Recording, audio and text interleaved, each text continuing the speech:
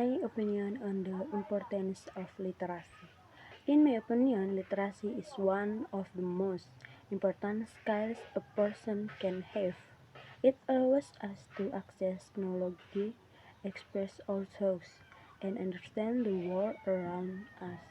Without literacy, people would struggle to get a proper education, with good jobs, or even understand basic information in daily life.